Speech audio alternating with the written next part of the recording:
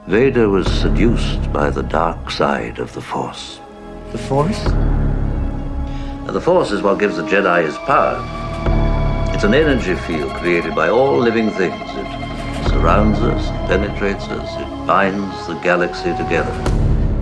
Hey, yo, family, what is going on? Welcome back to a brand new episode, a brand new Monday, a brand new In Madness Monday episode 4, 5, 1, A New Hope of In Madness, episode 126. George Lucas has more episodes of this movie than we do podcast episodes. It's Shawn the Butcher here with Vertebrae33. How's it going? Red 5 standing by. Shawn. I don't even know what that means. I know. We are already in for it. So if we're going to jump right in. If you've listened to us before, Shawn's going to go through his spiel, but I can tell you that on my screen right now, I just have the movie we're going to do, Star Wars 1977 A New Hope, and I have 0 notes. I've taken 0 notes. I did not watch this movie again to refresh my memory on anything. I'm going to hit play with it muted while Shawn talks. I'm going to walk you through the movie while you watch it. He's going to ask me a lot of questions. I'm going to have a lot of random facts, and we hope you know what I hope? I hope that Shawn has a good time, because I can feel the tone in the voice, and I'm not sure if he's having a good time yet. So I haven't slept in 5 days. Mm-hmm. I haven't showered since this morning. Mm-hmm. I went to the gym. I'm still quite greasy. Mm-hmm. It was a very late night last night, and I literally just finished work about 20 minutes before we hopped on for the podcast. Your boy is burnt. I'm running on empty, but I feel fine enough to be sitting here celebrating your most favorite movie ever. And I think we're going to have ourselves a great time covering what is essentially your Ninja Turtles, your Mortal Kombat. It's blasphemy to even mention it in the sentence. I'm just saying in comparison to like films. What I love. Like, not mine. It's like, not mine. It's millions. Like the same way that I love these horrible other movies, this is Vertebrae's like his childhood. This is all his nostalgia. I'm sure all the toys we'll get there on our socials. But Shawn, yes, you're exhausted because you're a rock star. No. That's why you're exhausted. No, just busy. Tell me about your life, Shawn. What's going on that makes you so tired? We launched Maximum Metallica on Sirius XM channel 42. It's on right now. I have been working tirelessly behind the scenes for 3 months, getting that sorted out with a great team who I could have not done any of it without. But that's not really why I'm tired. I'm tired because we were partying in the Hamptons till 2:00 in the morning, 24 hours ago, less than 24 hours ago. And it was a wild night. Metallica's small spot, like 400 people, 300 people. I don't know how many people were in there. People were saying like 250, but I think there was more than 250. But there were rock stars up in there. It was crazy. Yeah. And there's gonna be more updates on my socials as I get them. Awesome. But it was just ridiculous. So yeah, I'm just kind of flying on like another plane of existence right now, because I'm just like starstruck and like imposter syndrome and just all of the like, and the podcast and work and life and just like everything sort of going on at the same time. But it's cool because I've never felt more alive. As tired as I am, I've never felt more alive in my entire life. And this movie is the perfect timing for this movie, Shawn. I love how you're going to tie this in. How are you going to tie this in? We're going to inspire you, Shawn. You are on your hero's journey right now. And you set out last night into a vast new life, met some strange people, moved forward, and you're ready to conquer. And I appreciate you jumping on with me. You want to do your normal intro and then we'll get into this? I want everybody to interact with us and especially with Vertebrae, because if this is also your favorite movie of all time, we want to hear from you on the premier podcast on the socials at In Madness Pod. You can hit us in the mail sack unless you are Charlie the spoiler alert kid. inmadnesspod@gmail.com. You can check us out on YouTube. Make sure you like and subscribe, comment, give us the 5-star reviews on everything. Check out the In Madness Spotify playlist, which is up to like 190 something songs.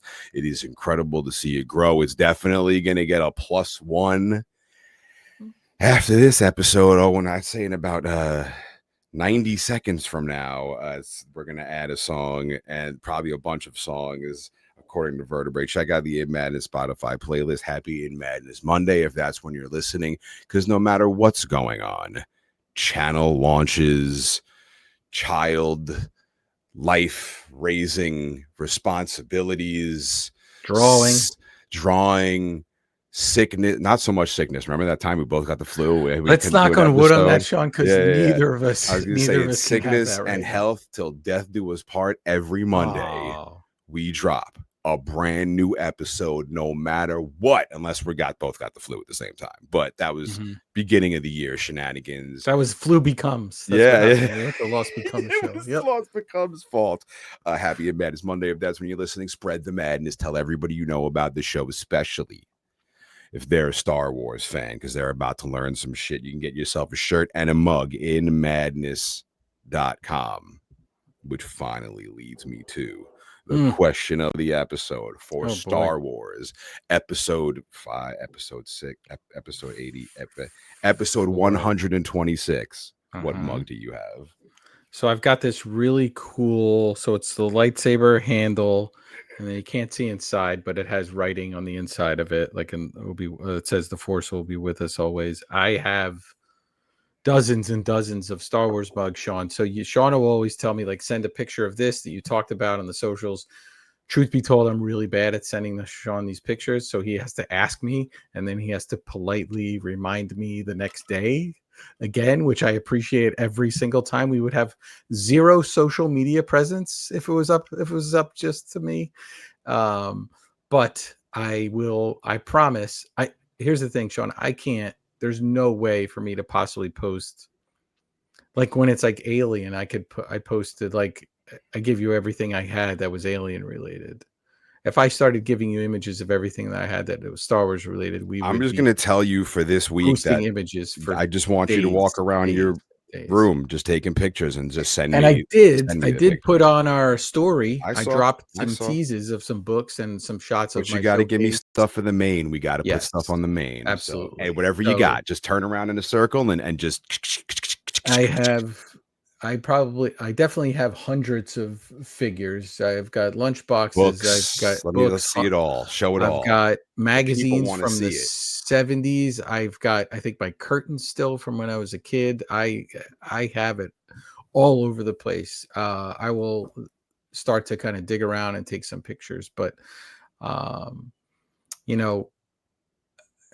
this is, Shawn, this is a hard episode for me to do. Because, one, I will tell you right now that before we jumped on the podcast and I mentioned to my daughter that we were doing Star Wars, she literally said to me, "Oh boy, I feel bad for Shawn." Now, I don't know where she got this biting sense of humor from. No, I know where the sarcasm came from. And she said, because it's just going to be you going da da da da da da da da da da, and then actually, Shawn, that's incorrect. Actually, the correct pronunciation of that is bachi. The most perceptive 10-year-old, So yes, I thought it was hilarious. That was just minutes ago before we jumped on. And the other problem was, Shawn, I have played coy with my age group since we started this podcast, right?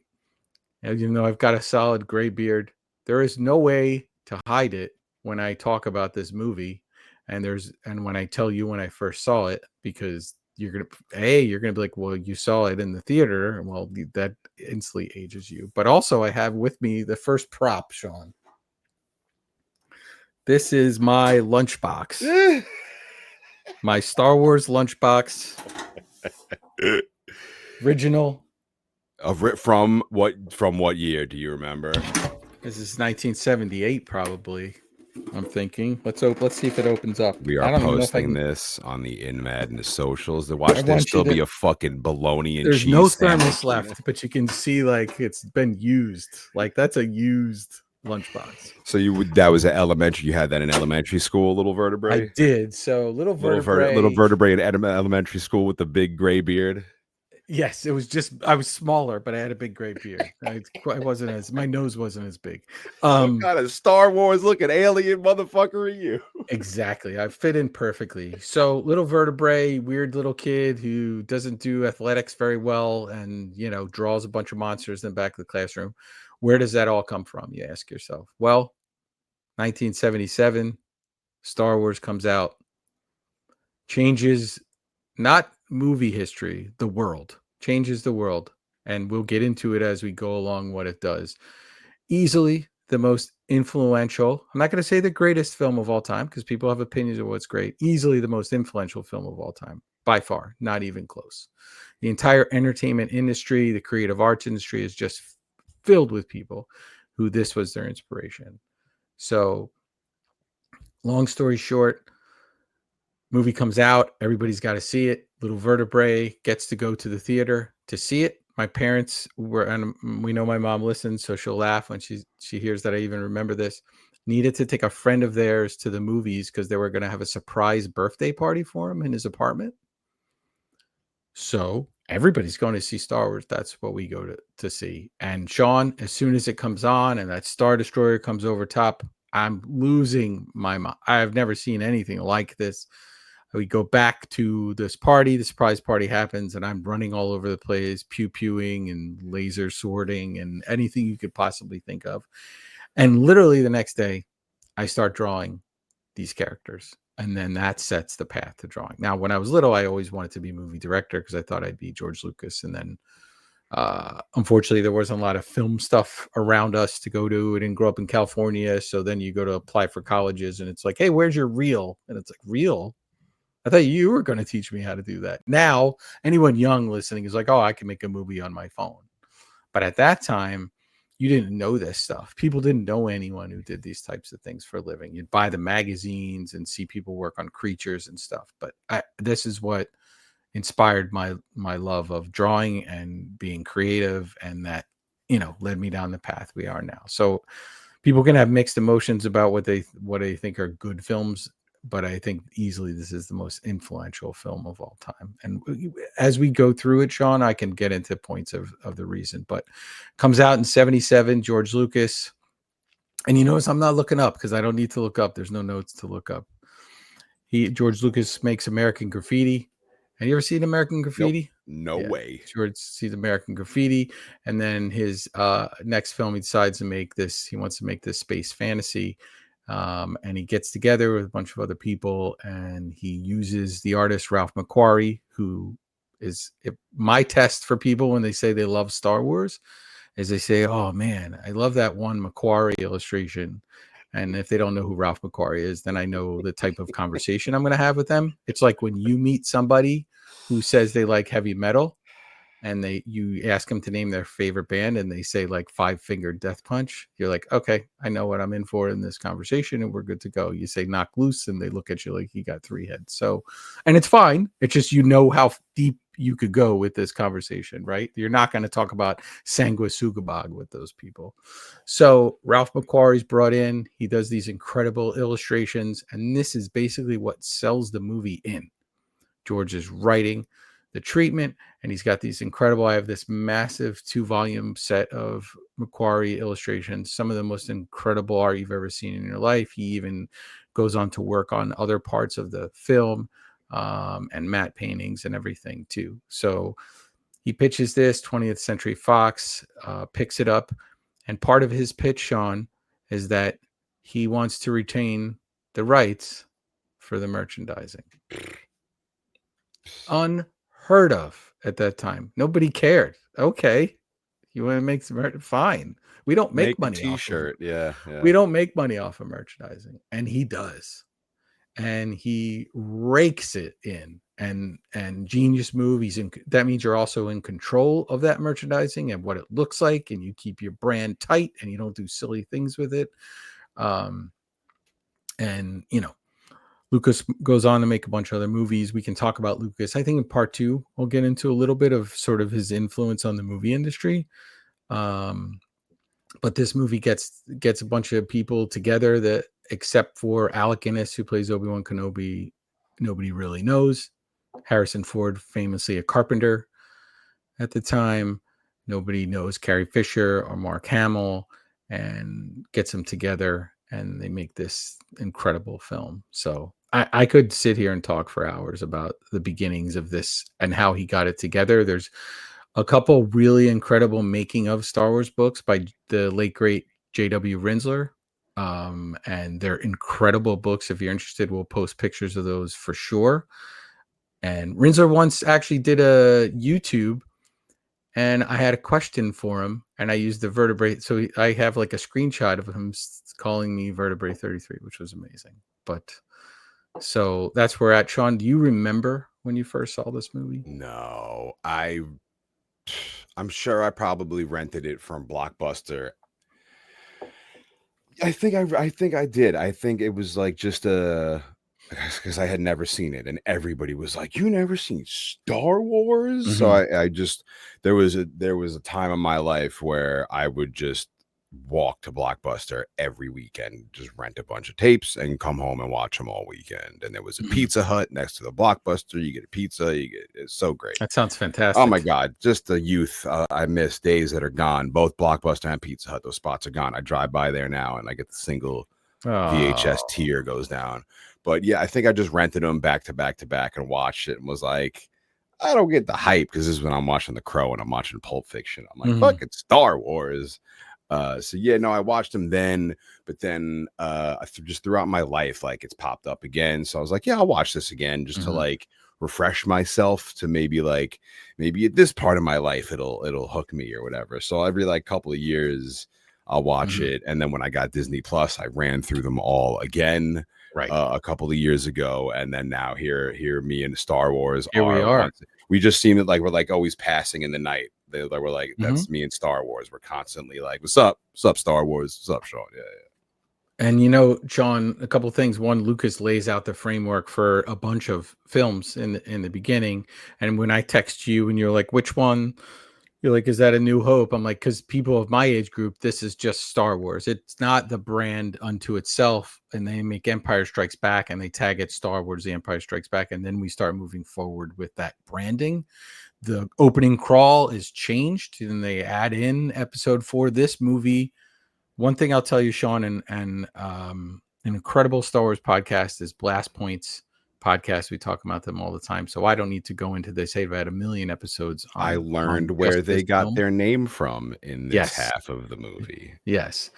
And a couple of things you'll dig about it is, one, this is very like flying by the seat of their pants. They're making stuff that they've got to figure out how to make lightsaber handles, and they're using camera parts for other things. And there's it's all these practical effects, and how do we make it work? You've got Kenny Baker inside the R2D2 astromech droid moving it around. You got Anthony Daniels in a real C-3PO costume, sweating his what's off in Tunisia, where they filmed this. And like, this is like, your rogue filmmaking. As a matter of fact, they even they left some of the sets there because they can't take them with them. And then some people did a deep dive and uncovered whole sections of the cantina and stuff that were still just sitting there, because what were you going to do? Back in the late 70s, early 80s, people didn't keep props. They reused props. There's reused props in this film as well. But, this whole, we're under the gun and we got to get this. And they run into parts where the crew's not on board for what they're doing and other people don't believe in it. And George Lucas is going through issues to even get this film made. Those are the films, and we've done on the podcast, those are the films where it's like under the gun and they'll just have to do it that way, end up being some of the best movies that we've talked about on this podcast for sure. But I am pumped to hear Shawn the Butcher's viewpoint of Star Wars. Like, I've done enough talking already. I want to hear you talk about it. So I texted you and I'm like, what am I watching? What is this? What episode? And not you didn't just text. You screamed at your phone. I did. Is what you texted me. It wasn't all caps though. It wasn't all caps. So my first question, why there's so many episodes? Why do they gotta go and do this whole episodic system and make it all confusing like a Tarantino flick where it's, oh, you saw this part, but this part was actually the middle part, and then he films this, right? And we're coming in the middle, and we're gonna get Luke, who is the New Hope, his journey. So they make 4, which bankrolls them the ability to be able to make 5, which is Empire Strikes Back, and be able to make Return of the Jedi. And then he kind of decides that's it. And for a lot of my life, there was the dark period of being a Star Wars fan in the 90s. It's just probably when you saw it, where it was like not cool to be a Star Wars fan. Not, people didn't like talk about it. It wasn't a thing. Pop culture wasn't what it is now. Comic-Con culture didn't exist the way it did now. And you kind of get these dark days, and then stuff starts percolating, and they do the special editions, which some people have some dislike for, but I will tell you, they were mad that, Lucas is messing up their childhood by revising these movies. But this movie in particular, the first one, was being revised the entire life of its run in the theater. There were different audio mixes. If you saw it in one part of the country, there might have been different lines and different words said and recorded a different way because they're just flying by the seat of their pants.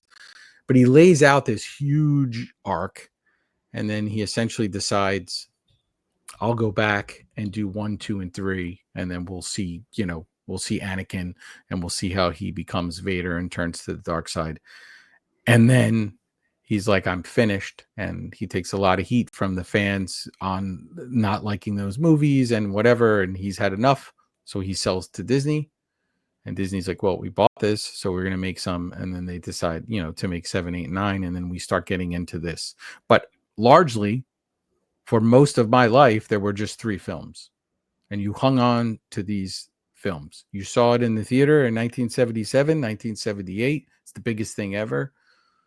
You go on the playground and talk about it. Everybody's stories are incorrect because you're just remembering what you saw. There's no way to watch it on VHS. Everybody's, I swear I saw this. I swear I saw that, and guessing. And I think eventually we'll probably have to do Empire Strikes Back and Return of the Jedi. We're not a Star Wars podcast, but I think we should at least do this trilogy. But I think for now, this is we're dipping Shawn's toe into it a little bit. But so that's where the naming convention comes in. And then it's like, okay, we'll make this 4, and we'll kind of come in the sort of the middle of this whole saga. So Mr. No Research, I'm going to have a lot of pickup points where I'm just going to tell you what I want from you. You got it. I'm ready. Let's go. And I want to hear your take. The movie begins. It's nothing but blackness. And what are the first words you see on the screen, Vertebrae? Oh, I don't know. Shawn, do you know them off the top of your head? I do, but what do you tell me? You tell me. A long time ago in a galaxy far, far away, which also sets this. There it is. I ruined your bit. Yes, you were saying. I always ruin Shawn's bits, by the way. It's part of my charm. Which also makes this weird because it's like it existed. Right, this happened, but it happened a long time ago too. Like, just interesting how he sets us off right away. Music hits, the epic fanfare, John Williams, brilliant genius. Then we got our scrolling text. There's this war going on. We got rebels striking a hidden base. They got their first victory over the evil galactic empire. Mm-hmm. The rebel spies got the secret plans of the Death Ball, the Death Star. I love it. That's Shawn facts right there. The Death Ball. The Technodrome, if you're a Ninja Turtles fan. That's got to be your last. Legally, you're only allowed one more Ninja Turtles reference. The Death Star is this enormous armored space station with enough power to destroy a planet, which is pretty friggin' cool. Mm-hmm. You got Princess Leia being followed by the Empire's evil forces trying to get to her home planet to save her people and restore freedom to the galaxy, which is a lot of power to have, I feel. Absolutely. And the whole galaxy? The whole galaxy, man. They're cruising in the Tantive 4. That's the ship, and the big Star Destroyer comes over top and chases them down. And then we're about to meet somebody incredible. My notes say we got some ships blasting at each other. I don't know what they're called. I'm sure Vertebrae knows. My next There you notes go. say we got some planets that they're heading to. I'm not sure what they're called. I'm sure Vertebrae knows. Yeah, well, Tatooine's there because that's where they end up when they shoot the pod out. So we're headed in that direction. And honestly, Shawn, if you ever saw Rogue One, when they go back and make the movie Rogue One, which is a prequel to this, Rogue One leads in perfectly to this film. And actually, Rogue One is like the opening crawl. It's just basically how they got the plans and how that all went down, and it ends right where this one kind of starts. If you've never seen that movie, I would recommend seeing Rogue One. We should watch that together. One of the ships takes a blast. Inside, we see 3 droids. There's 2 C-3POs and an R2-D2. Can you explain the second C-3PO? Well, he's probably not C-3PO, but it's 2 protocol droids and an astromech droid, which is what R2-D2 is. So they just have another one on the ship. Maybe he works for somebody else. He's their Ash. He's like the lighter one. I will tell you, when I was a little kid, I was like so confused by that because like you only got photos from the set and certain magazines. You'd buy like the movie magazine and everything. I have Shawn, I have an iron-on book, and I still have some iron-ons in it that I've never used. I should see if I can iron one on for you. Just see if you could post that, take a picture of it, send me for the I've got more things than you could possibly post. So now we got the jabroniest of all jabroni soldiers running around the ship with their little helmets on. Yeah, the rebels, man. They're ragtag bunch that are trying to go against this giant empire. C-3PO is much like me. He's just complaining all the time about everything going on. And you know, these 2 characters, 3PO and R2, are based off of characters from Akira Kurosawa's Hidden Fortress. And there's a bunch of stuff that Lucas leaned on from Hidden Fortress. And you sort of have these 2 guys who are bickering at each other and kind of getting into some hijinks. So he picks that up right from this. C-3PO and R2-D2 are bros. They roll together. But C-3PO is like, we're doomed. There's no escape for the princess now. They're in deep shit. Yeah. This massive ship docks with their little ship, and all the jabroni soldiers are all worried. Till the doors blow off the hinges, and here comes the Foot Clan. The stormtroopers. That's your last one. You're done. Everyone's pew-pew shooting at each other, but the stormtroopers got the upper hand, and in walks our big bad. Darth Vader, all black cape, big helmet, breathing heavy, surveying all the damage. Is that your milking of the alpacas moment? No. Okay, don't tell me it. Do you have one? Yes. Okay, don't tell me it. Maybe a few. We see. Go ahead. Darth Vader, played by David Prowse, throughout the movie. Big kind of muscle building guy. I think he was like a bodybuilder. He did some TV commercials in England and stuff. They're filming a lot of this in England, Shawn. And I can tell you that the English crew that was working on this movie, because you go to these studios and they have a crew that they bring in that work on the movie. It's not like we gather our own people. Not into this at all. And the first time we hear, and George is a weird guy who can't interact that well with the crew. It's like if I was running the movie. And the first time they hear Vader talk on set, it's just David Prowse's voice through that helmet. And there's video online of it. And it's just like, you could probably, I'm sure people were snickering off to the side because there was no epic James Earl Jones voice there yet. So it's just a British dude in this helmet talking, and yeah, very funny. Very Spaceballs does a take off of that, and that David Prowse moment that you see, and we can put a link up for it, is very much like, I feel Spaceballs got inspired by that, to have that like little helmety voice. We see R2-D2, a lady with buns in her hair, and so there's this little floppy disk inside R2, and she runs off. This is Princess Leia. Who famously, Shawn, is not wearing a bra because George told her that there were no bras in space. So makes sense. There you go. R2-D2 tells C-3PO to follow him. We cut to all the soldiers captured by the stormtroopers being marched along as prisoners. Right. Noticing the bad guys got their own little evil R2-D2 bots. What are these guys? Oh, they just have other droids. Yeah. Yep. Vader is looking for plans to the Death Star. He's got some dude by the throat. Yeah. He kills him and tells the troops to tear the place apart until they find the plans. Mm-hmm. All prisoners to be taken alive. But Leia's packing heat. She fires at the troopers, but they set their phasers to stun and knock her ass out. Mm-hmm. R2-D2's walking around the ship with C-3PO, who once again, like me, is complaining about everything. But R2's like, we got a secret mission and secret plans. But he says it like, you got an R2 impression? Vertebrae? No. Fucking Not Vertebrae. Not at all. Not at all. C-3PO reluctantly follows, and they fly out of a secret pod. Comes out of the ship down towards this planet, which I'm sure... Not secret, but just an escape pod. Yeah, they have them on the ship, and then they make the guys from the Empire make the boneheaded move. They're like, there's no life forms on there. Don't fire on it, which is absolutely silly. And there's a book. There's 3 books from the original trilogy that were done recently, and they're called From a Certain Point of View. And their writers do short stories that take place in between bits of each movie.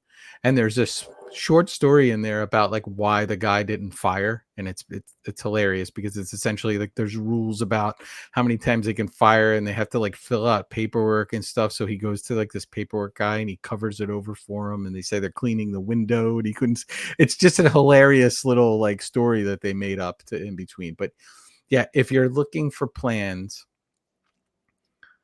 you don't need humans. You just need the plans. So like ridiculous that they would just say like, it's nothing in there. It's okay. Let it go. And Vader figures it out immediately. I also say, Shawn, think about this time period, 1977. We are in the midst of these gritty films. 70s films are dirty. They're gritty. There's all these crime-based films. And, you get into that era, and like, George Lucas shows up and he's like, I'm going to do this swashbuckling space fantasy that's kind of like Buck Rogers.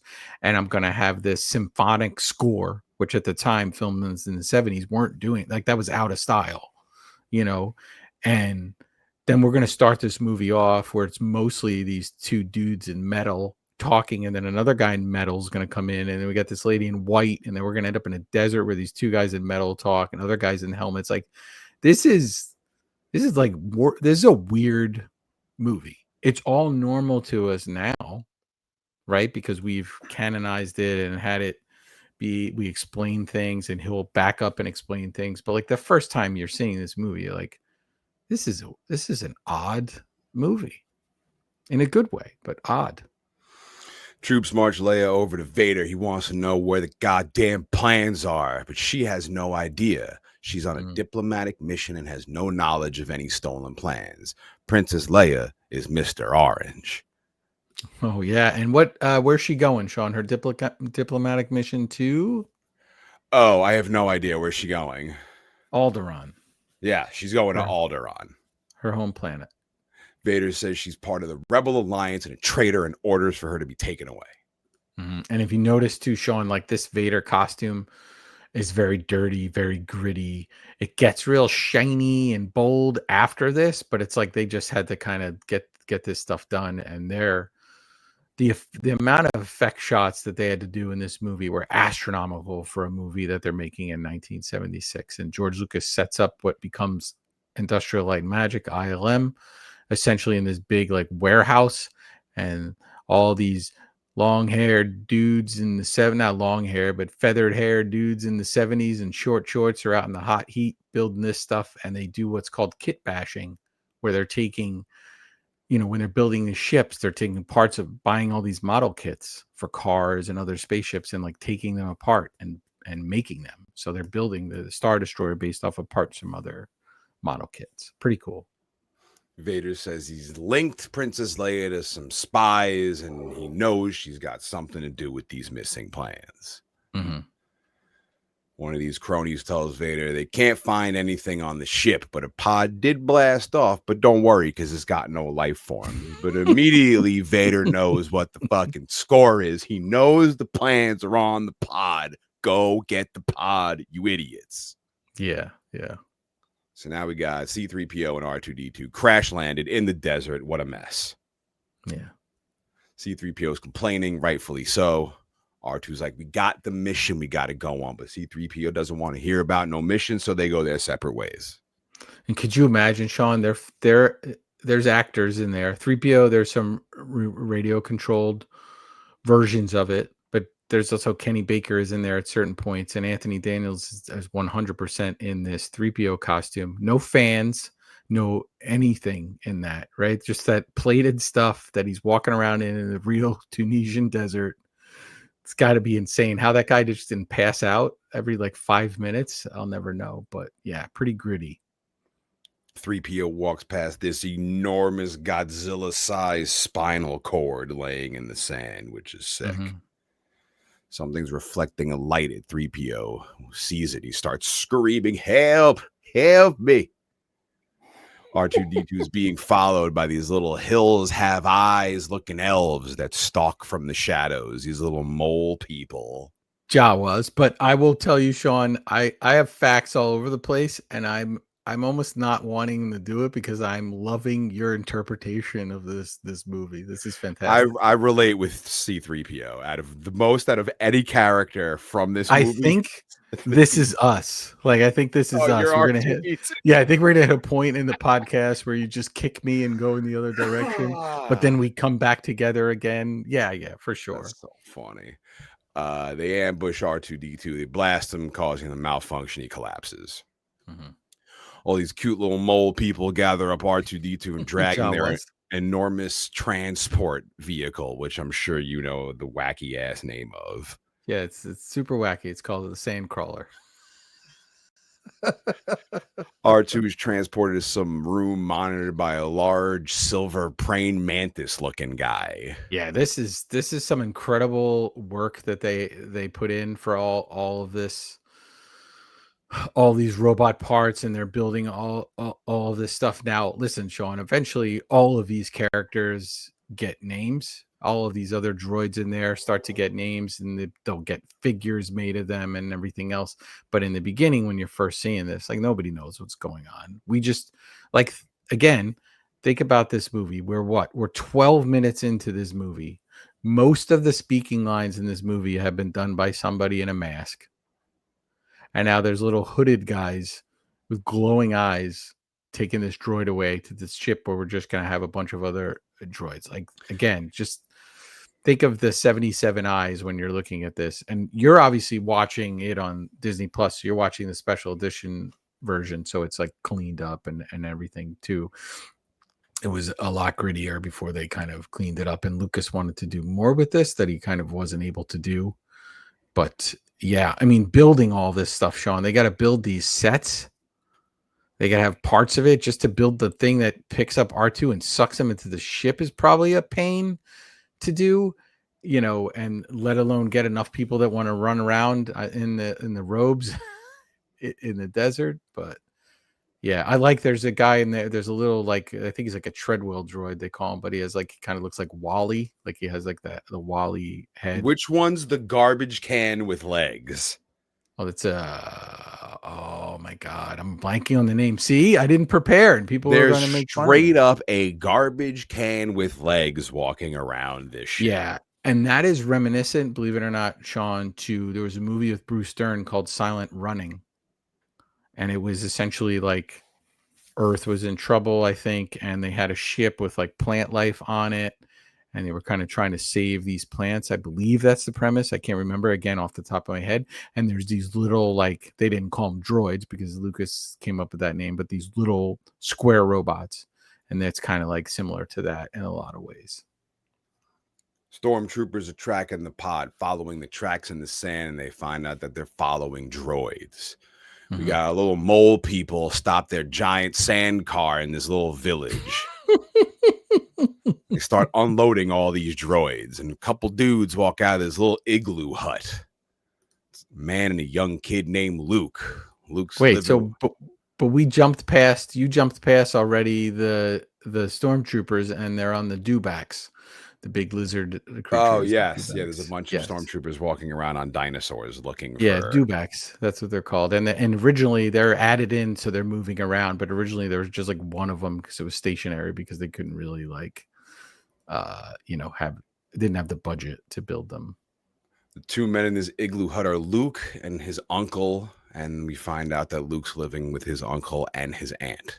Mm-hmm. Uncle Owen. These little and troll and Aunt dudes. Beru. Uncle Owen and Aunt Beru. This is what you call them. The little trolls are selling these droids to the villagers. Luke's uncle wants one that can work on vaporators and one that speaks Bocce. Bocce is the language, and vaporators. So Shawn, there's so little. This is a planet with two suns. It's freaking hot there. They actually are farming moisture from the air with these vaporators. I was going to ask what they're farming. I thought it was human organs. Oh my God. Wow. This movie has taken, ladies and gentlemen, this is officially not blast points because they would have named every single droid in that ship. But they would have taken notes. I haven't taken any notes, but I will tell you that there is no human eating in this movie. There's some violence in this movie. Oh, there is violence. There is some violence because every time it happened, I forgot about it all. And when it happened, I would like, oh, what? Yeah. So I'll let you know when that happens. Oh, we'll know. Uncle wants Luke to take C-3PO and some other droid and clean them up. Mm-hmm. Luke's mad because he wants to go pick up power converters with his friends. Tashi Station, yeah. Luke is a fucking whiner. He is very whiny in this movie. Oh, my Lord. He's also, Mark Hamill plays this almost a little younger than he's supposed to be in the movie. We see him later on, like playing with like a toy spaceship kind of. And we'll get into more of it. But yes, Luke is definitely, that's a famous even amongst Star Wars fans that the people will like cosplay it and then say, oh, but I was going to go to the station to pick up some power converters. They like mock it. Yeah. Friggin' nerds. Uncle tells him he can waste time after his chores are done. C-3PO and this other droid walk off. Poor R2-D2 is just standing there, and C-3PO kind of just turns his back and keeps walking. Scummy move, 3PO. Hey man, you got to do what you got to do. Yeah, you got to do what you got to do. And 3PO's with R5, and they're about to leave, but then something happens. I mean, the droid explodes. Yeah, but I'm thinking 3PO or R2-D2's in on it. So you know what's funny? So in that book, too, Shawn, there's a little story about that droid, and that droid, by the way, shows up later in The Mandalorian as well. A lot of these characters, I'm not going to go into that, ladies and gentlemen. I'm not going to sit here and be like, hey, this also took place in this TV series or whatever, because we'll just never get through it. This isn't your one-stop shop, but this is me, explaining Star Wars to Shawn. But there's a fun little story where the 3PO explains to him like, hey, they got this mission and they got these plans or whatever. So he like blows the motivator on purpose so that he can go off and on his journey. But that, like again, that's now he's blowing. What motivator is R2-D2? What movie is going? What is this? Exactly. This is a weird one. R2-D2 is overjoyed, and C-3PO tells Luke that he and his uncle should buy R2-D2 because he's in good shape and his head won't explode. Mm-hmm. 3PO runs over to R2 so Luke and Uncle and Owen buy him. He puts him over. He's like, listen, this is a good guy. He's a friend of the family, so, you should really have him. So they do it. They go into Luke's little igloo. Luke's a little whiny. He wants to get off this rock.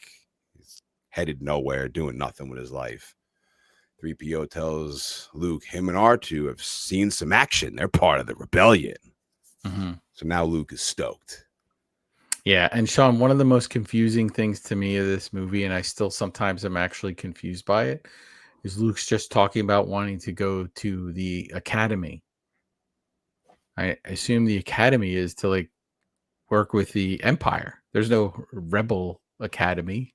You know what I mean? Like, I don't know. I've always been confused by that point because, they're running this whole galaxy. So, but then he talks about the rebellion, and now we're about to get a big reveal here. Well, he asked 3PO if he's got any cool stories, but of course, 3PO is like, nah, not really. Thanks. Yeah. which he has a ton. I will tell you, Shawn, that famously 3PO's memory is wiped after episode 3. So like he kind of knows where Luke and Leia came from and their whole past, but they're like, oh, I'll wipe the protocol droid's mind. R2, on the other hand, knows everything the entire time. There's lots of Star Wars fans' theories about how much a jerk R2 is, because the whole time he just knows everything and what they're supposed to be doing, but he's like not cluing anyone in on it exactly. He's like the grandma in Krampus. Exactly. 100%. Luke's disappointed he goes back to fixing R2, but he's got something jammed, and boom. Luke blows backwards. R2 begins shining a light out of his head. Mm-hmm. A 3D image, like Splinter over the fire. That was it. You're over the limit. 3D image of Princess Leia. R2 is projecting it. Help me, Obi-Wan Kenobi. You're my only hope. It's playing on a loop over and over again. Mm-hmm. And she says, you once served my father. And so we get the best films we review on here. They do this. They give us, there's just a ton of backstory. What's the deal? Why does this kid live with his uncle? She knows Obi-Wan Kenobi. Who is Obi-Wan Kenobi? What's the dude in the black costume about? Like, yeah, a lot of questions. Luke's asking about it, but R2 tells him nothing, no big deal. It's just old data. Leave it alone. Mm-hmm. Luke wants to hear the rest of the message. R2's like, nope, it's confidential for Obi-Wan's eyes only. Guess what? Luke knows Obi-Wan. Old Ben Kenobi, the old hermit. Mm-hmm. Luke tries again to get the whole message, but R2 malfunctions. Luke gets annoyed, but it's dinner time. Luke tells Aunt Uncle R2 might be stolen.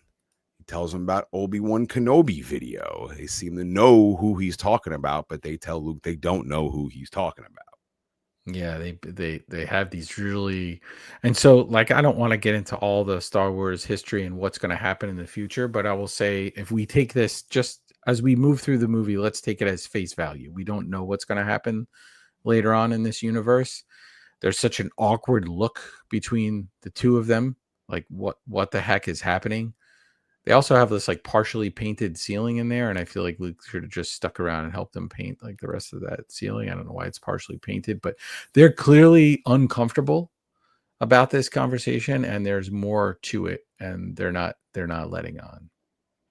Uncle wants R2's memory wiped, but Luke wants to know more about Ben Kenobi. Uncle doesn't think Ben's around anymore. He was a strange old wizard. He died about the same time as your dad. Luke is stoked that Ben knew his dad, but Uncle tells him, don't worry about it. Fix the androids and get them to work. Luke wants androids. Just droids. They're just droids? Yeah, no androids. Luke wants to put the droids to work so he can submit his application to the academy so he's not stuck in this goddamn place forever. Mm-hmm. Uncle tells him, I need you for the harvest, which is like, I'm like, that's when I was like, what are they harvesting? Mm-hmm. Uncle needs Luke this year. You can go to the academy next year, but you know damn well there won't be no academy next year. Mm-mm. Luke gets upset, walks off, and his aunt tells Uncle to let him go to the academy. He's not a farmer. He's too much like his dad, but that's precisely what Uncle is afraid of. Mm-hmm. And then we get our first of many epic shots of Luke going out. I'd imagine Vertebrae has a painting of this somewhere in his house. I do not, but I got a back tattoo, Shawn. My whole tattoo. No, I'm just kidding. But yeah, incredible music by John Williams here. Just, everyone, I don't care where you're at, what galaxy you're in, you can relate to being a certain age and being like, I want to get out of this place. I want to do more. I don't want to do what my family does. I've got other dreams. Like this is just, so many people can believe in this, and just an incredible score by Williams here. Purple sunset, sun and the moon in the sky, or two suns in the something. There's a bunch of stuff in the sky. Two suns. There's two suns in the sky. Yep. Luke's depressed. He's looking out on the horizon. Sad music playing. He knows he's destined for greatness. Goes back to 3PO. Where's R2? Oh, he's gone. He ran off. He's babbling about his mission. Oh, great. Luke runs off to find R2-D2. Him and 3PO are driving his little glider that I'm sure Vertebrae knows the name of. Oh, why am I blanking on the name? I had that as a toy too. It was on your lunchbox. It was on my lunchbox. Yeah, it's gonna pop into my head after we're done recording this. See, this is what happens when you don't prepare for a pot. I'm not even gonna look it up. They're It is what being it is. I think it's just land speeder. It's they're his being land speeder. tracked by these gnarly looking sand dudes who travel on these large mammoth creatures with horns. Wait, hold on. Before you skipped one of the coolest parts in the beginning when they're looking for Luke and Aunt Beru's making something with this machine that makes this like noise, and she's like breaking up vegetables and putting it. I can tell you that I believe Blast Points did like almost an entire episode just to kind of about this whole thing. But yeah, so we're in the Sandcrawler, amazing. I'm sorry, you're in the Land Speeder, amazing special effects with it kind of hovering off the ground. They obviously had to kind of take that out later on.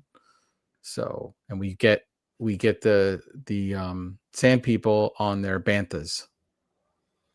Luke finally catches up with R2, keeps going on about this mission he's on until he lets Luke know he's being tracked by the sand people. Mm-hmm. Luke tries scoping him out, and then we get sort of a jump scare. Yeah. One pops up right in front of Luke, knocking his ass out. R2's hiding, watching the sand dude stealing everything in Luke's glider. He's getting stuck up. Yeah, and famously, when the Tusken Raider or sand people, whatever you want to call him, puts his gaffy stick above his head, he kind of rocks it back and forth. And in the movie, that's just the same shot that they rock back and forth like a few times. It gives us this like weird look when he does it. So we hear this loud ass screech in the distance. A man wearing a large cloak is emerging from the desert. The sand people run off. The man runs over to Luke and puts his hand on his head. R2 beeps and the man looks over and removes his hood, and guess who it is? Vertebrae33. Obi-Wan, Ben Kenobi. Luke and R2 are stoked to see him. Luke tells Ben that R2 is looking for Obi-Wan. And famously, Shawn, this sound that he makes, this oh, in the version you heard it, has been changed like a few times. It didn't sound like that in the original, and then they kind of change it as they go along. It sort of got a little weirder.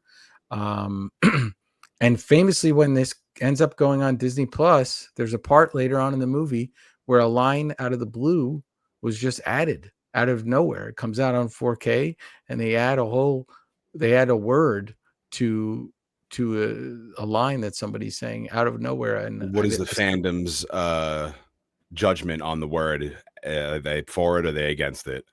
Well, most people think it's hilarious. We'll get to it. We'll talk about how funny it is. But Ben is in shock. He hasn't heard that name in a long time. Luke says his uncle knew him, says he's dead. Ben says he's not dead, not yet. Luke asks Ben if he knows Obi-Wan. Ben says, I'm Obi-Wan. I haven't gone by that name since before you were born. He finds this whole situation very interesting, but knows they better get out of there before they get more unwanted visitors.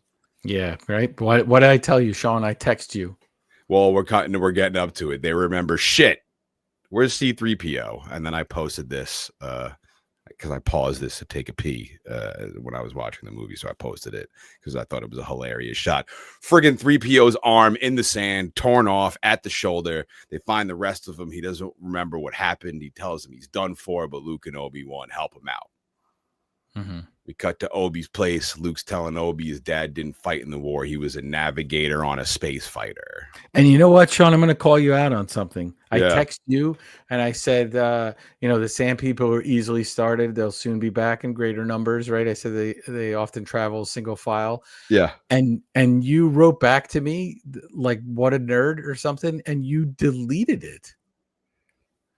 You texted me like you made fun of me about it, and then it disappeared. Weird. And I was like, why did he disappear? It's okay on if my you call me a nerd. I never delete anything on my phone. It must have been some shit that happened in my pocket. That's very weird.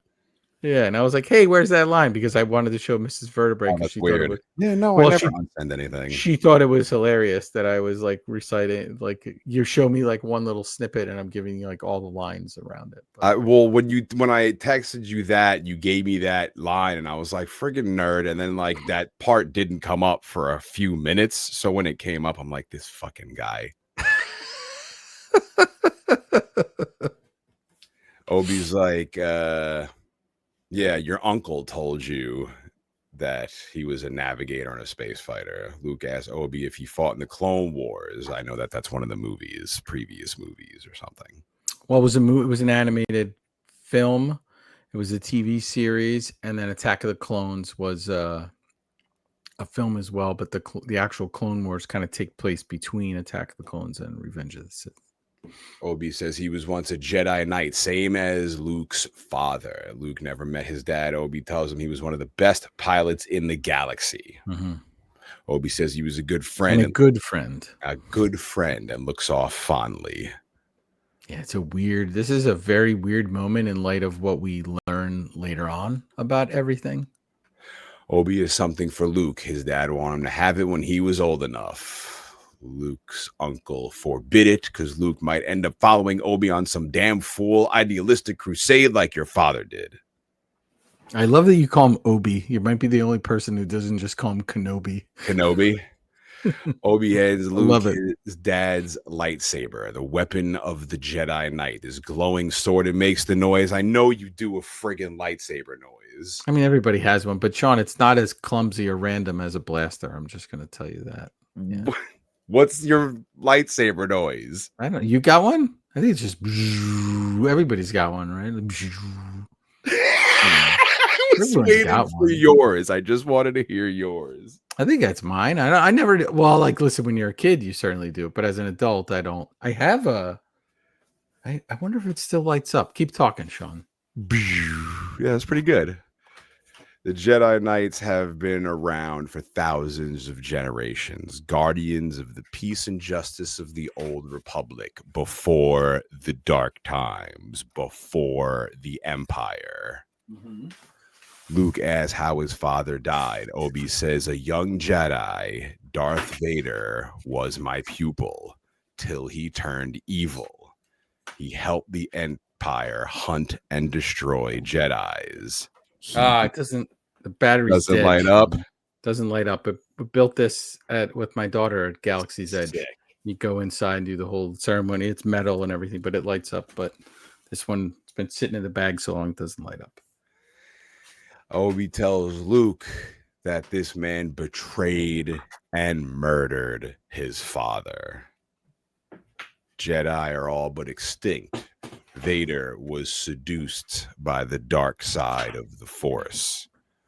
Luke is curious about the Force. This gives a Jedi his power, an energy field created by all living things. It binds the galaxy together, and R2 kicks on his projector, and there's Leia.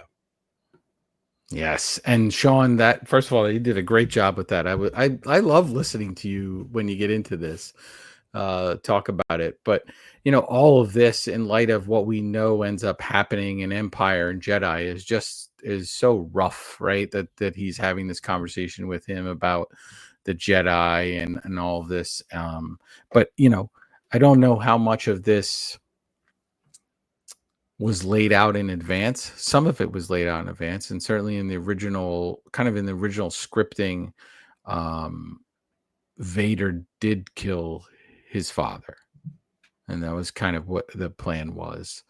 So he goes through a lot of changes, and we get to Empire Strikes Back, and they go in a different direction with it. But at this point, if we're just taking it for face value, you're just like, oh man, he just knew his dad, and that was weird, and then this guy killed him.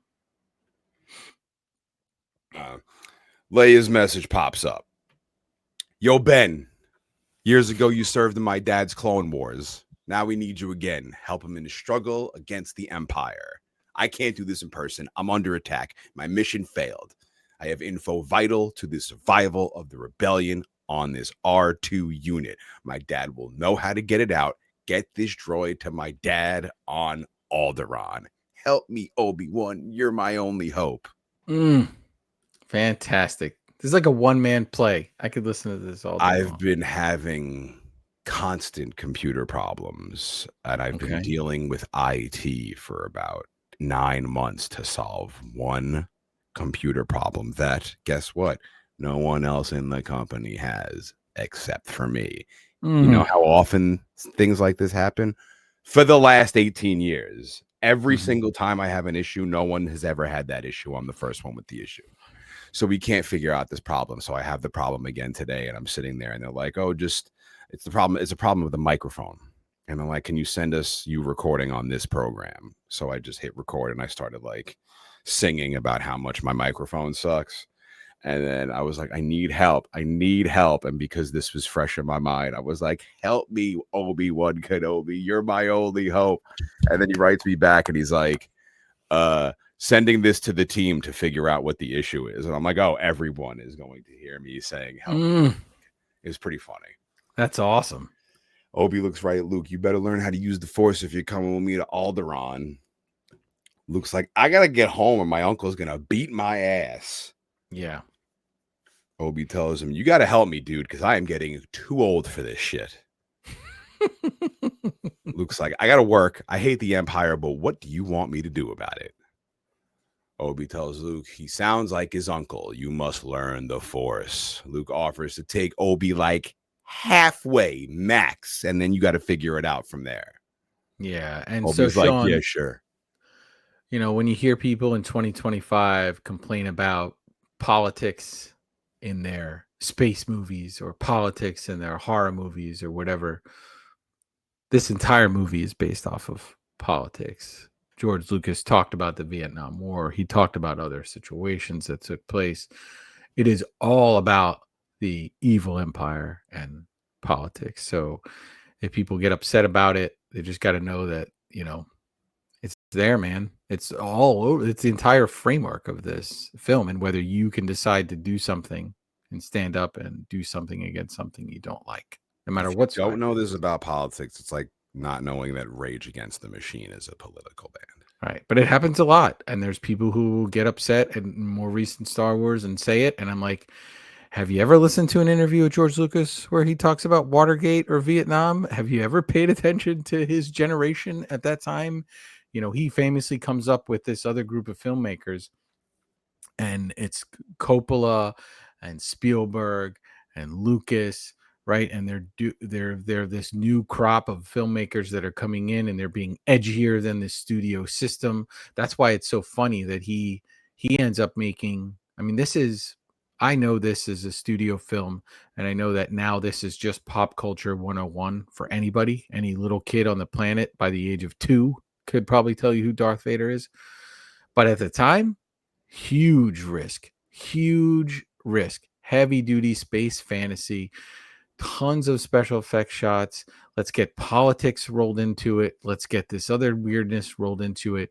And, you know, although everyone knows when it comes out, it's going to be huge because it's an enjoyable film to watch. It's one, you know, it's a standalone movie. You could have just had this movie and wrapped it up nicely and always wondered what happened to the other people. But this is, you know, edgy and in its own way as well. It's not gritty looking. It's certainly cleaner looking, but you know, it's all rolled into this. All of George, when you listen to any interviews with him, is just rolled into this movie. His heart and soul is in this.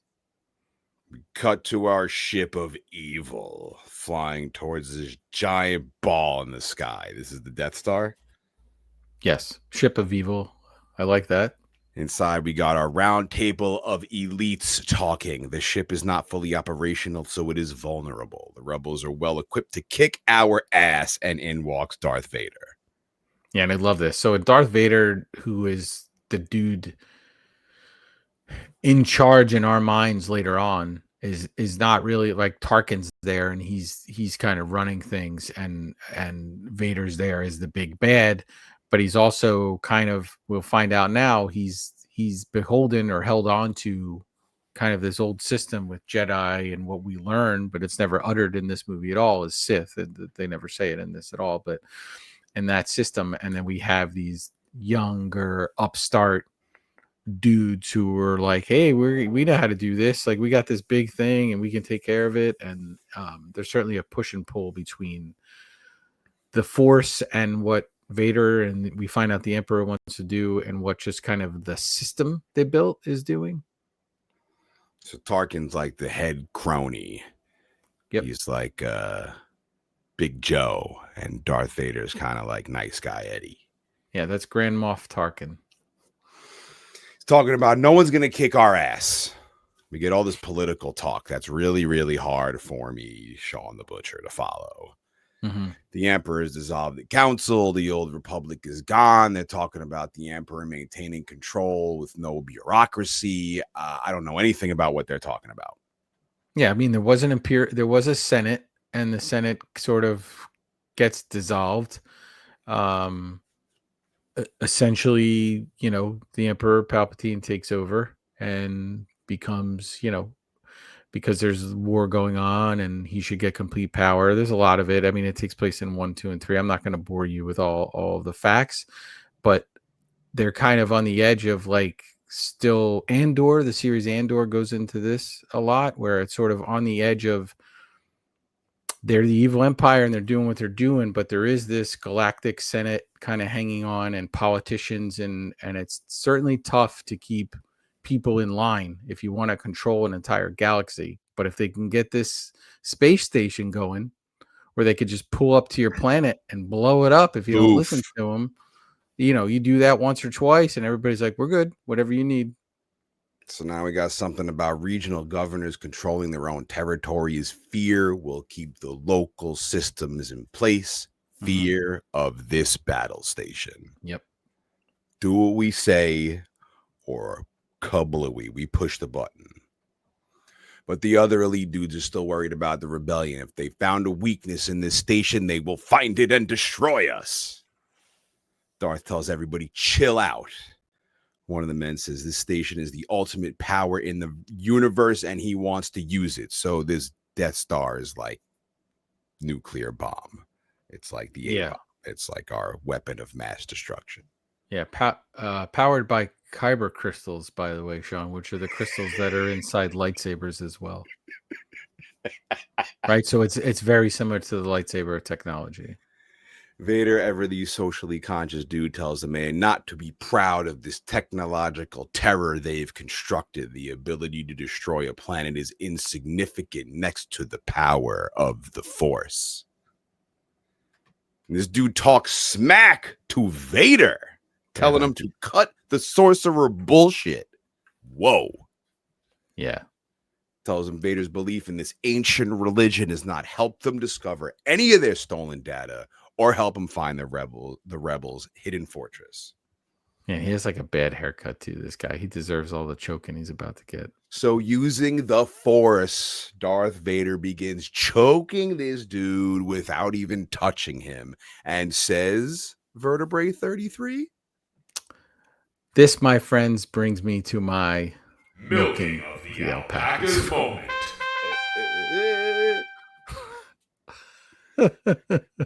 What does he say, Shawn? I want you to say it. Please say it. I find your lack of faith disturbing. Awesome. Is that like when you were in school? Is that all the kids were saying to each other?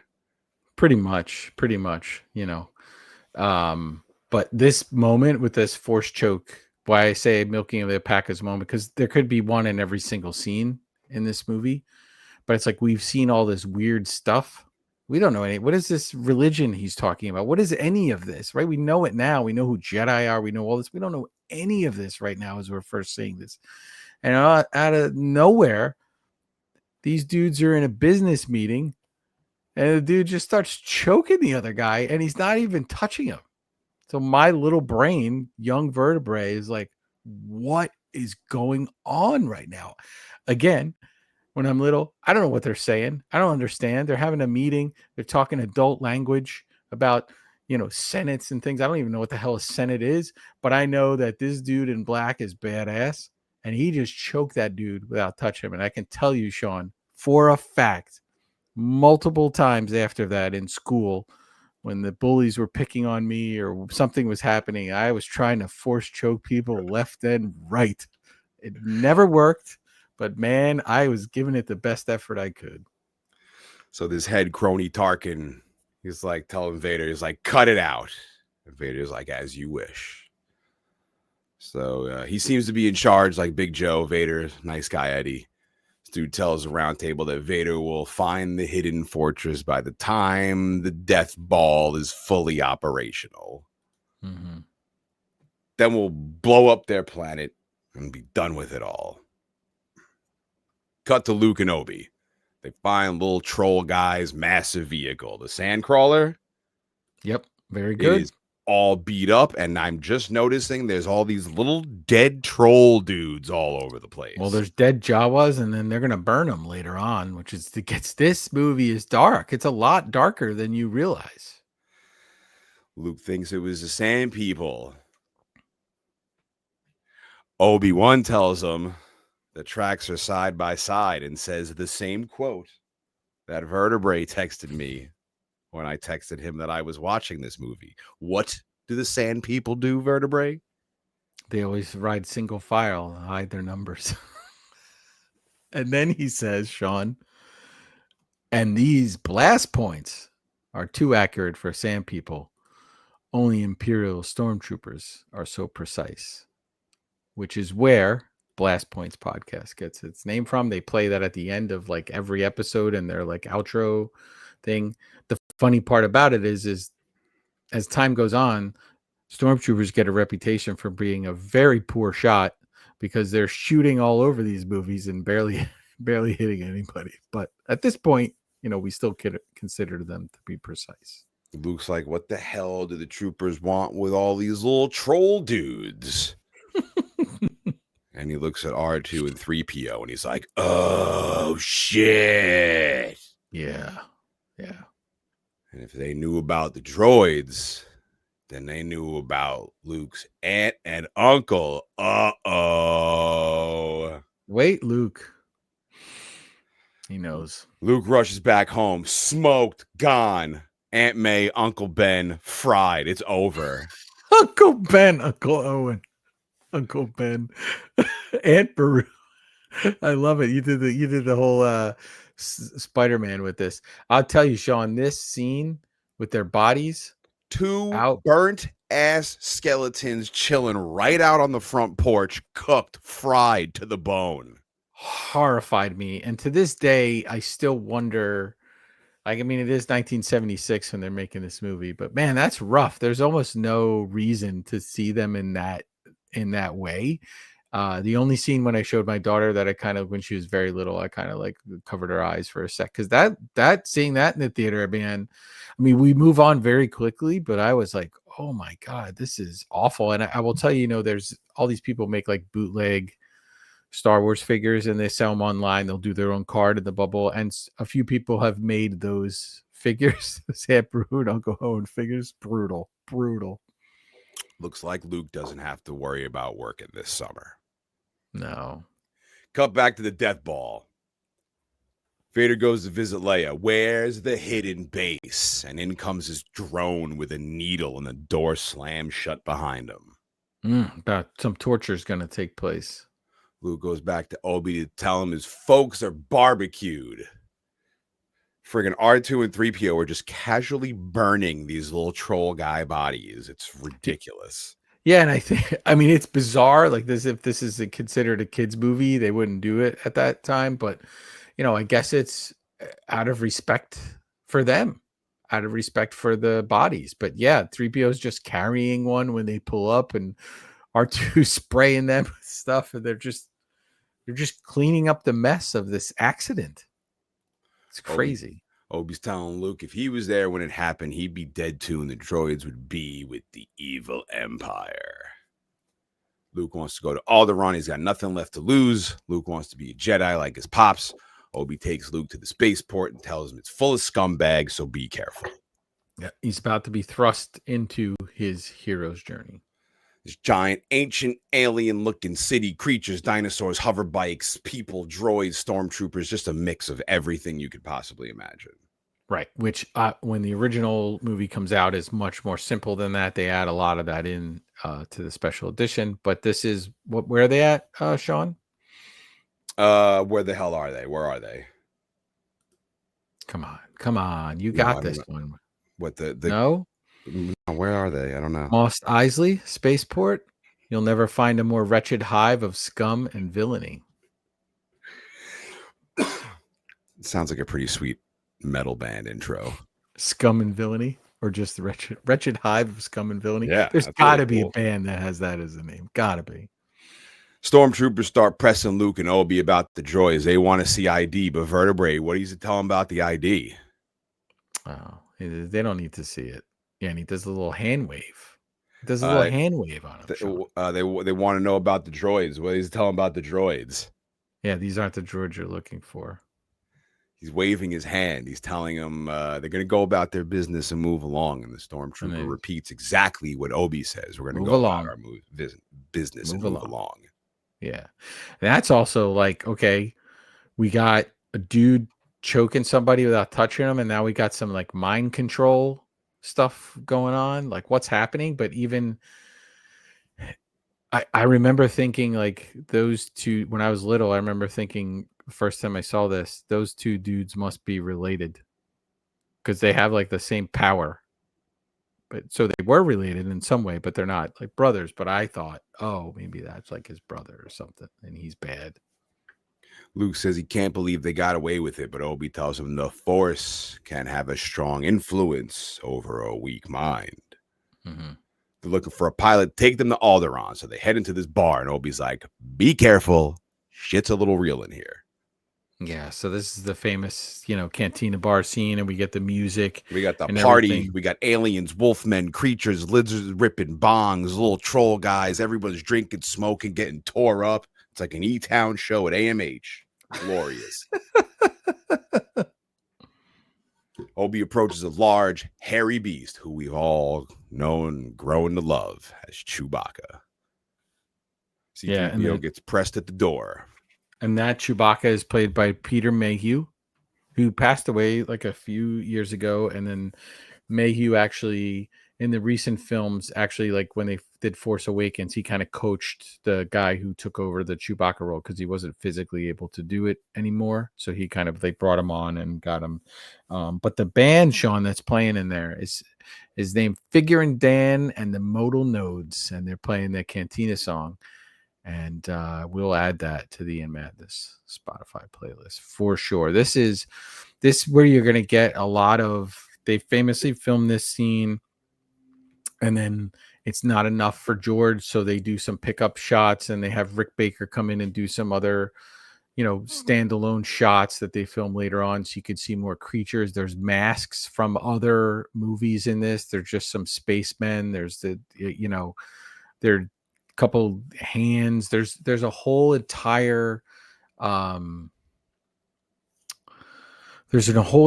like study and book about just all of these creatures. There's still stuff that's not known from this cantina, and a lot of the people have been called out and named, but still new stuff they're kind of finding out, like, oh, those were the hand apparatus from whatever horror movie that they had laying around, and then they used it for this in this scene.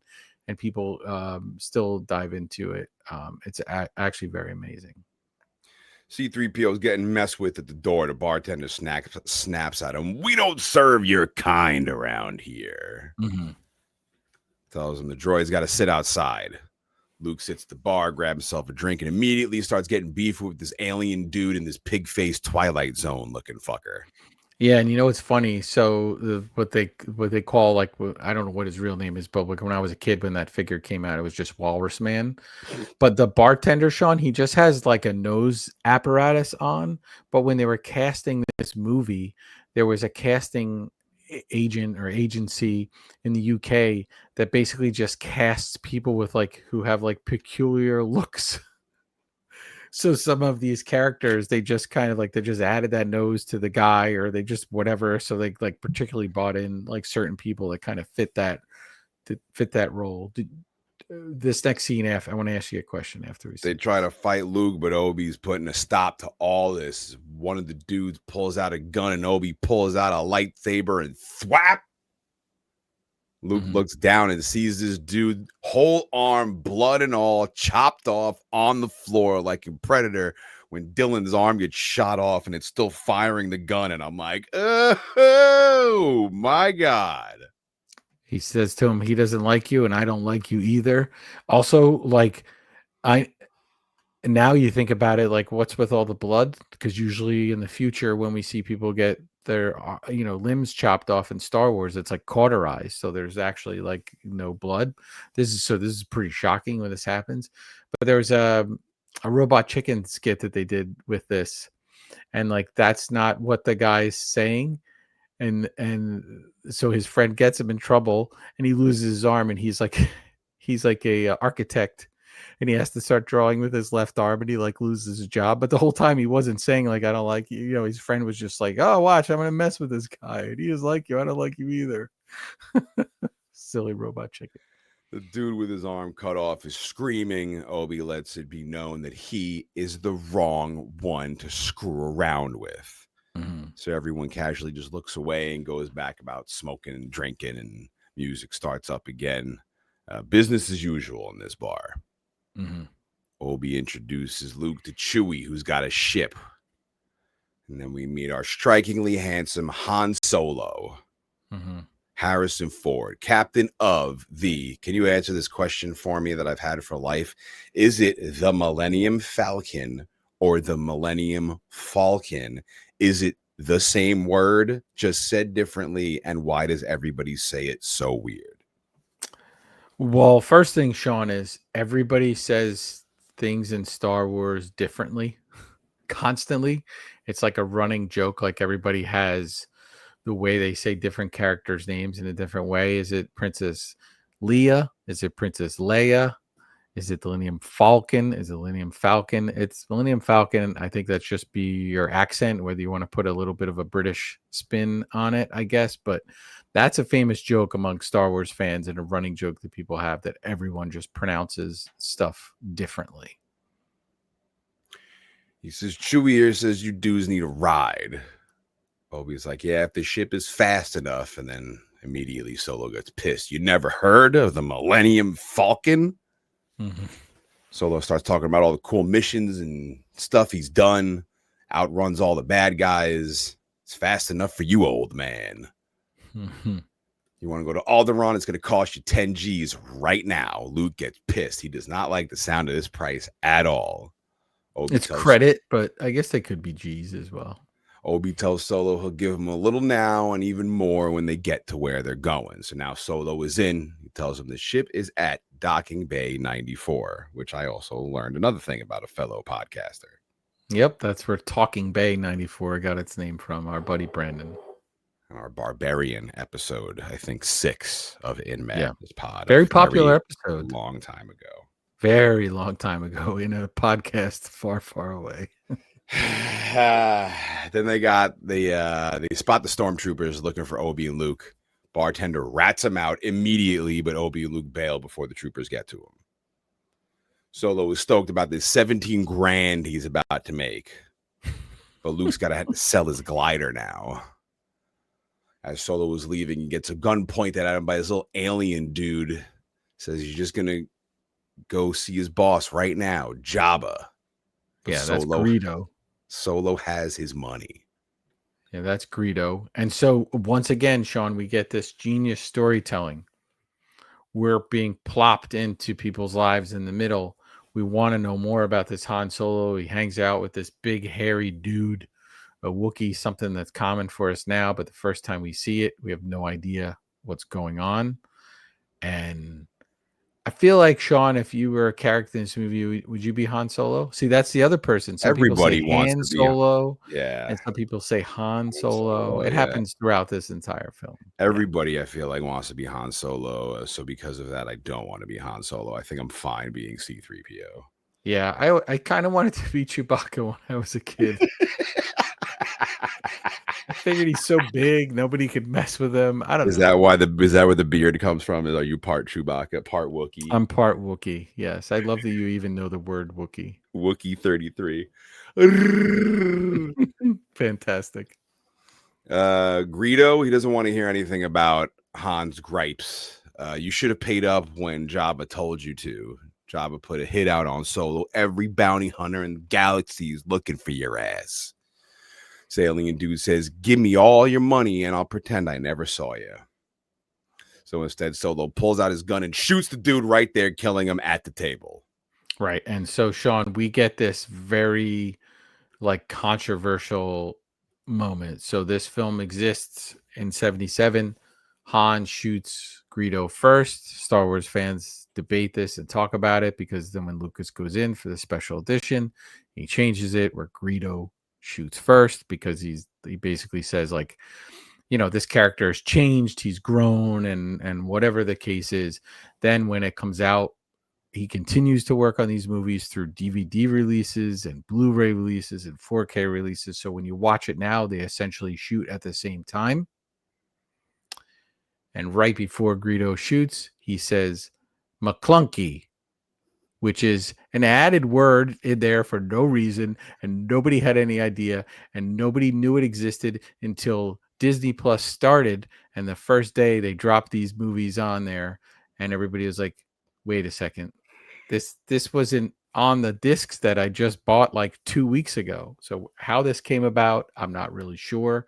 They continue to kind of work on them and sound, but I believe I've heard that was Lucas kind of adding that in. And so nobody knows what McClunky means. And then it took off and people made a ton of McClunky t-shirts and had a lot of fun with it. So now it's something that's kind of endearing to a lot of people, but you will meet Star Wars fans, Shawn, older dudes, because it's always the older dudes who are all cranky. They mess with my childhood, and they did this, and they did that, and da. And I always say the same thing.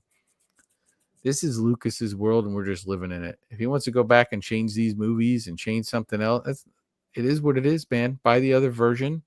People get mad because the original version, quote unquote, is not available as a 4K. But it's his world. You're just living in it. Chill out. Back at the Death Ball, Vader is pissed because Leia was able to resist the mind probe, which just sounds absolutely horrible. Horrible. How do you think the mind probe works? I think it goes through the nose. Well, it was like that needle and everything. Yeah, And too, like the needle goes in through the nose, and then they probe the mind and they try to extract the information.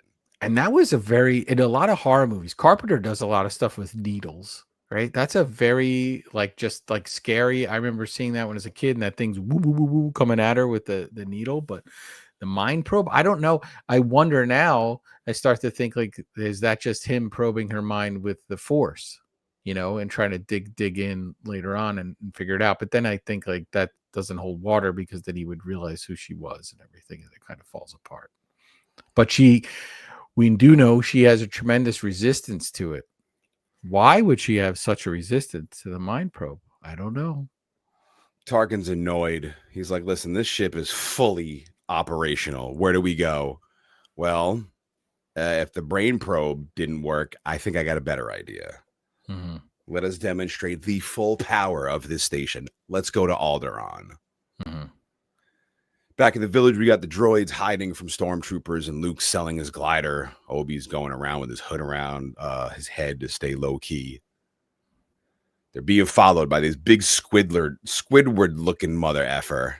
Yeah, he's like an anteater kind of guy. I forget that guy's name too. Again, write in and tell me what a bad Star Wars fan I am because I don't know the name of every single ship and every single character, but we're about to get digital Jabba. So we got big slobber Jabba the Hutt. He's looking for Solo. Next to Jabba is Boba Fett, I think, who I know everyone loves as a character. Yeah, and so this scene, Shawn, is kind of controversial because this is an added scene that wasn't in the original 1977.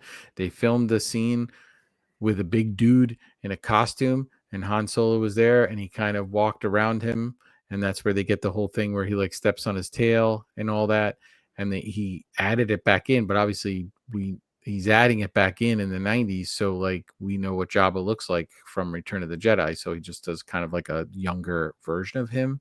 And the controversy too is when we see Boba there, a lot of people think he kind of looks right at the camera and just the way the helmet is. But this is, again, Star Wars fans are going to pick apart every single bit of this. It's also a weird dude. I don't know the dude's name, but he has goggles on his head in the background and a mustache. I will tell you, Shawn, throughout this film, magnificent hair by a lot of people. Fantastic sideburns and odd mustaches, very 70s looking for a lot of these characters. Jabba's asking Solo, why haven't you paid? Why'd you smoke Greedo at the bar before? Solo tells Jabba, if you want to speak to me, do it in person. Don't send your little jabronis after me. Jabba is pissed that the shipment Solo was smuggling for him was dropped at the first sign of a starship. What is he smuggling? What do they got? The space grass? What are they smuggling? I don't know, spice maybe. Solo tells Jabba he's going to pay him back. Plus extra, I just need a little bit of time. Jabba's like, this is it, your last chance. Obi tells Luke if the Millennium Falcon is as fast as they say it is, they should be fine to get where they need to. We see they're still being followed by Squidward. Luke sees Solo's ship and calls it a piece of junk. Calm down, Luke. And we famously, that's a Ralph Bakari painting of the Millennium Falcon right there. Very cool. Solo's like, this ship is fast as hell. I made a couple modifications myself.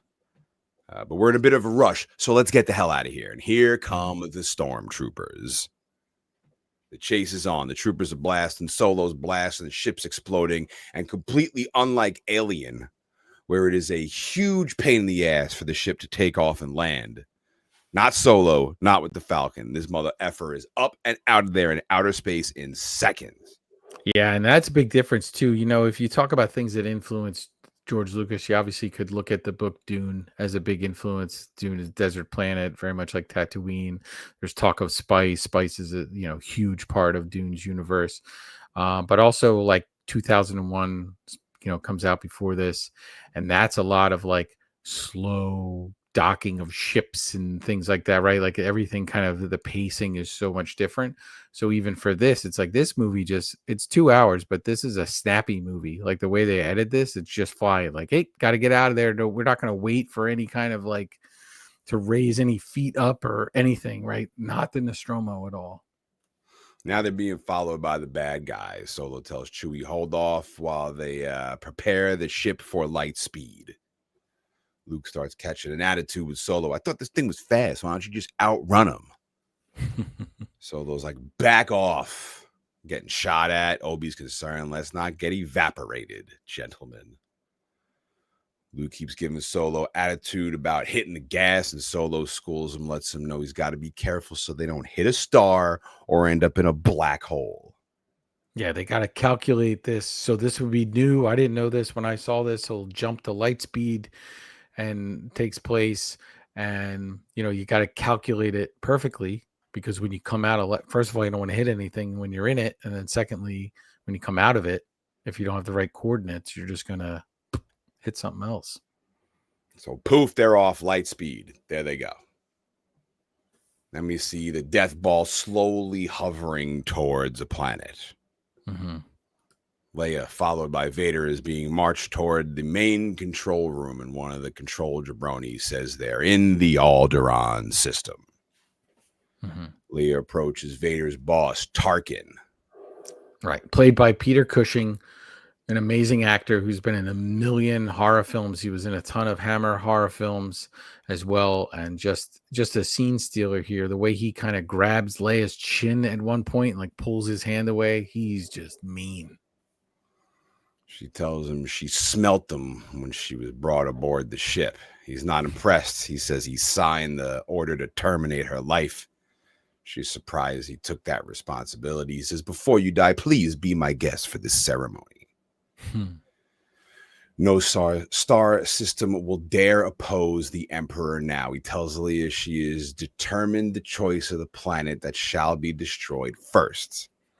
Since you won't tell us where the rebel base is, I'm going to blow up your home. Mm-hmm.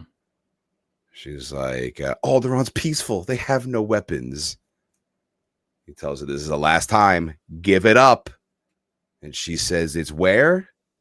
Dantooine, which is not near there, right? And he says that too, but like that is kind of messed up, Shawn, that she did name.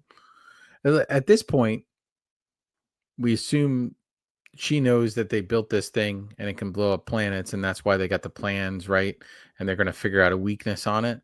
But like, who's to say they don't just have troops on Dantooine and they're not just like, hey, let's just fire on these people that like immediately they just don't radio them and like have them fire on them. Like, he's like, it's not made up, because he's like, basically, yeah, that's too far away. We'll just do this. But like, That's kind of messed up that she threw a whole.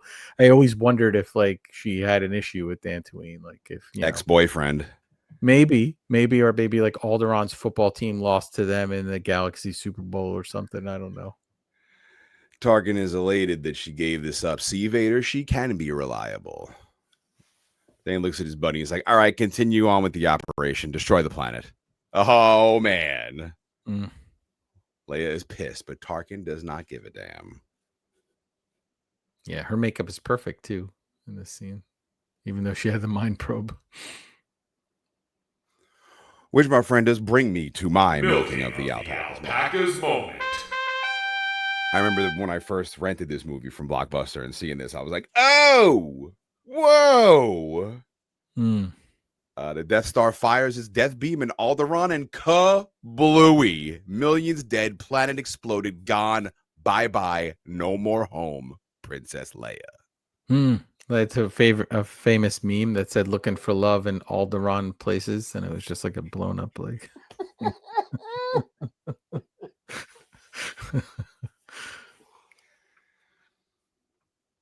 And this, my friends, I feel like is the perfect spot for us to wrap up part 1 of Vertebrae33's favorite movie of all time. Right up there with him. This also wraps up one of the final part 1s of a movie for a while on In Madness Pod, possibly. Oh, yeah. Should we talk about that real quick? Well, we could do it in part 2. We'll do it in part 2. We'll leave them hanging. Leave them hanging. Like, what are they talking about?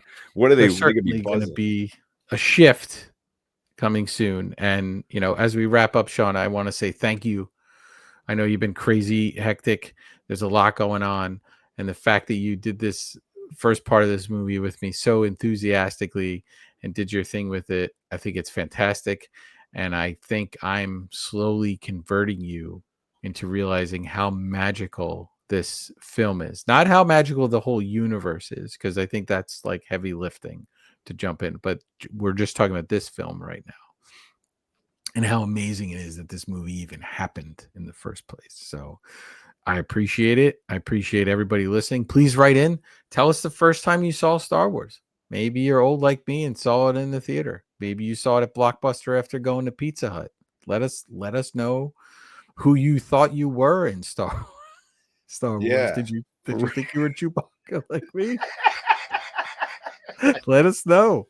Let us know for sure. But I appreciate it, Shawn. We got a ton going on. We are going to start. We're in September, so we're going to start hitting heavy promotion in a month. We're going to do New York Comic Con together, and we got some really cool plans for New York Comic Con, some big stuff, and we're going to do some special episodes of this podcast leading into it with special guests, and it's going to be a really good time. So I appreciate everyone taking the ride with us. Buckle up, and we get to do part 2 of this down the line, which is fantastic. I want to hear all about your Star Wars hot takes on the socials at In Madness Pod, or hit us in the mail sack with your email or voice note, inmadnesspod@gmail.com. We're on YouTube. We're on Spotify, the In Madness Spotify playlist, which we are adding a ton of John Williams Star Wars songs to. Make sure you check that out. You can get a shirt. You can get a mug, inmadness.com. Tell everybody you know about the show. Tell every Star Wars fan you know about the show. And have them take the ride with us on this crazy-ass journey that we are still finding our way through. And we will see you for episode realistically 127 next Monday. Thank you, friends. See you next week for In Madness Pod.